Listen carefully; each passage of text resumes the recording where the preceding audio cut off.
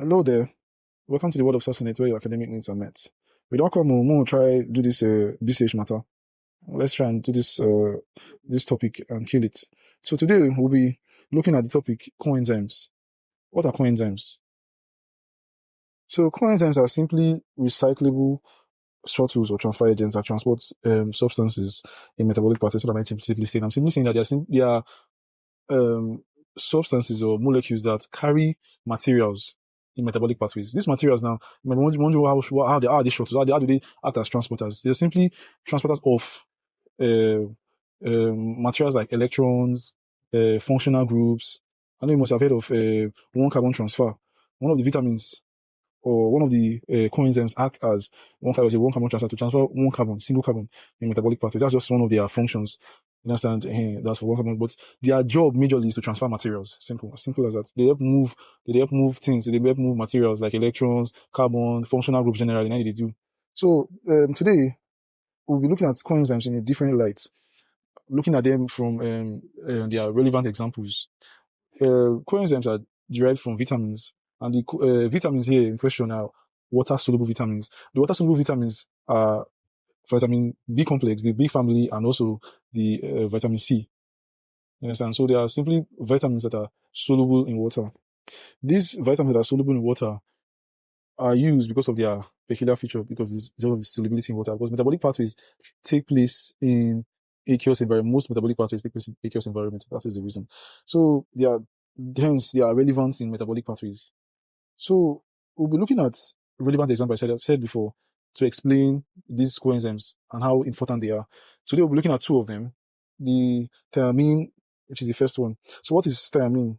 Thiamine is an important coenzyme that is derived from the B vitamin B1.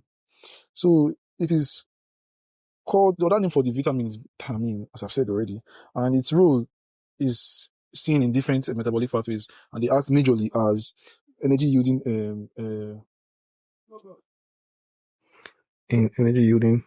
metabolism, especially the carbohydrate metabolism. Which I try to talk about, say the thiamine, they very important for this kind of reactions, like the energy yielding reactions where they produce energy, and also these reactions they usually found for carbohydrate metabolism. So take notes, they are usually found in energy yielding processes, and also this include the carbohydrate metabolism.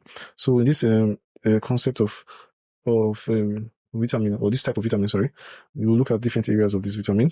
We'll look at the structure of the vitamin.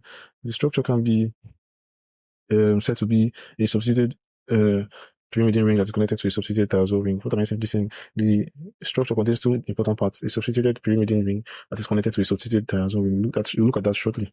Then in this process, we'll also look at how the thiamine can be converted from the inactive form to the active form of the coenzyme. You understand? So this process requires ATP to happen. It's an ATP dependent process. So take note of this. And this enzyme, the enzyme required here is called thiamine diphosphate transferase. So the roles of TPP now, lastly, they include the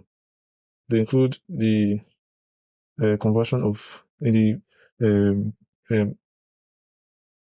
they include the oxidative decarboxylation process of multi-enzyme complexes. These multi-enzyme complexes now includes PDC, which is pyruvate dehydrogenase complex, that converts pyruvate to acetyl-CoA. It can also be seen in TCA cycle.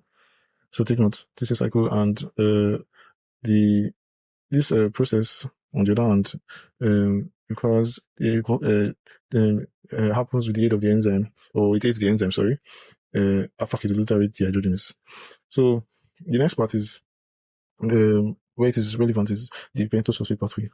I remember pentose phosphate pathway involves two phases: the oxidative phase and the non-oxidative phase. So this active coenzyme form is seen in the non-oxidative phase, particularly in the Transketolase enzyme. So that guy does not have carry out his activity without the essential role of the TPP. Yes, and so therefore, to wrap this whole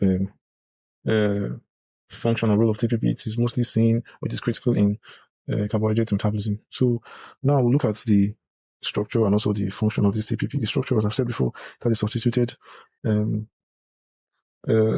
ring and also a substituted thiazole ring that is connected to the pyrophosphate, as I've shown here. Then the substituted here means that they have substituents, you understand, that are attached to these rings.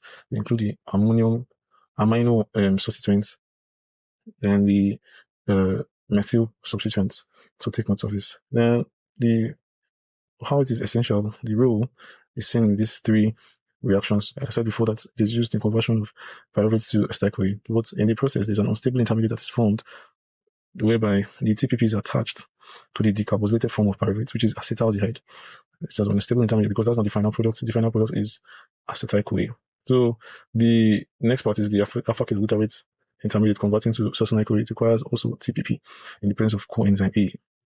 So the last part, or an important part again, where TPP is used is, as I've said before, is the conversion process of cellulose 5-phosphate to glyceraldehyde 3-phosphate. This requires TPP, and the enzyme requires TPP, as I've said, transketolase. So this is how it is essential in non-oxidative part of the pentose phosphate pathway, or pentose phosphate cycle is like some sort of a cycle, yes, and the non-oxidative part. You know, that's why it is included here as a cycle.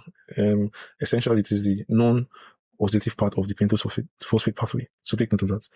So the next coenzyme here, or the next enzyme, sorry, the next important vitamin here will be riboflavin. Riboflavin is also called vitamin B2. So as I've done before, the same format, we look at the structure. The structure involves dimethyl isoalloxazine ring that is attached to ribitol. So this ribitol, like I said, like it's actually clearly signifies it is the alcoholic form of the ribose sugar. So which is the 5-carbon sugar. So when that is reduced, the ribose sugar is reduced, it forms ribitol. So this guy is attached to the dimethyl isoalloxazine ring, as we'll see shortly. So the active coenzyme forms, now there are two for these guys. You know, so there are two of them. The first one is the flavin mononucleotide, and the next one is the flavin adenine dinucleotide. So take note of this. So this guy now, they're very special because obviously he gets in own active forms. But there now 2,9-9-DB. The flavin mononucleotide FMN and the flavin adenine dinucleotide. So this process now, they get your own conversion from inactive to active form. Inactive coenzyme form now, riboflavin, obviously, they get 2 stages. You know, and this also requires ATP to happen. So the first process that happens, the first thing that happens is a phosphorylation of riboflavin. You understand? So the riboflavin now, once it's activated, it forms flavin mononucleotide, as we'll see in the structure shortly. Then also once this has happened, the flavin mononucleotide is a required form for FAD to form. So once FMN is activated by ATP as well, it forms FAD. So what are the roles of these coenzymes? So they are seen in as electron carriers in oxidation reduction reactions. So they are crucial in the oxidation reduction reactions, and also they can be used or important in the fatty acid oxidation process, which is beta oxidation, and also respiratory chain, which is the electron transport chain. So FAD now, on the other hand, requires, or it's crucial in the accept nitrogen during oxidation process. So take note, this guy, they're very special because they carry hydrogen up and down. You understand? So that is why it is essential in metabolic pathways. So here now we'll look at the sources of this riboflavin. The sources include milk, dairy products.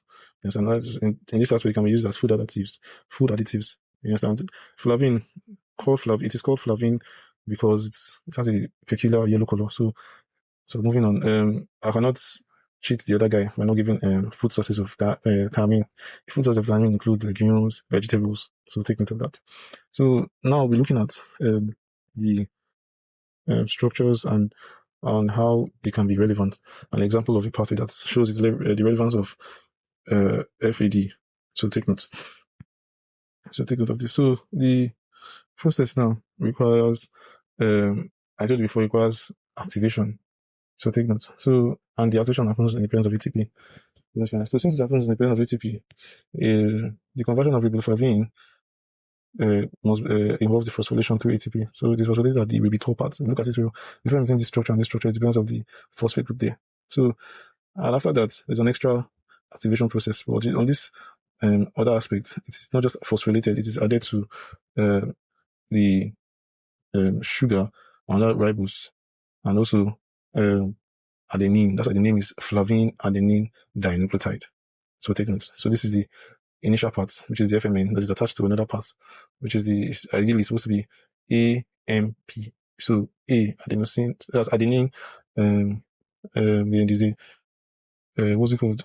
Another ribose part, then the phosphate. So that's why it is FMN is required to form FAD because of the extra structure that is added to form the FAD.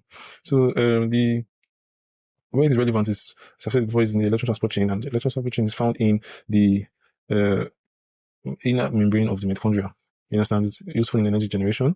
And what does this FAD, what does it do? It brings electrons to complex 2, also called succinate dehydrogenase. So it supplies 2 electrons, and also can see that it's hydrogen there. I told you before that it's carrier of hydrogen. So it carries hydrogen, you understand, and it's converted to FAD. You understand? FAD. So once it's converted to FAD plus, then this process now supplies electrons, not just electrons. It helps to make sure that energy is generated through the electron transport chain, which is the respiratory chain. So we wrap up now by saying that vitamins, you understand, derived from that forms coenzymes, like thiamine and riboflavin, are important in several metabolic pathways that are critical in energy generation. I said before, which is the respiratory chain or the electron transport chain found in the mitochondria, and also other several reaction processes. So I would not leave here by looking at possible questions that can be gotten from this lecture. So these are possible questions that you can use to test yourself and see if you have gathered any important information that you can use for your exams. So these are possible questions you can get from this part, and this will guide you to study the other coenzymes that I'll release videos on. So don't forget to like, subscribe to get more videos, more exciting videos, and share. So take notes, subscribe, like, share. Thank you very much. Stay remain fascinated. God bless you.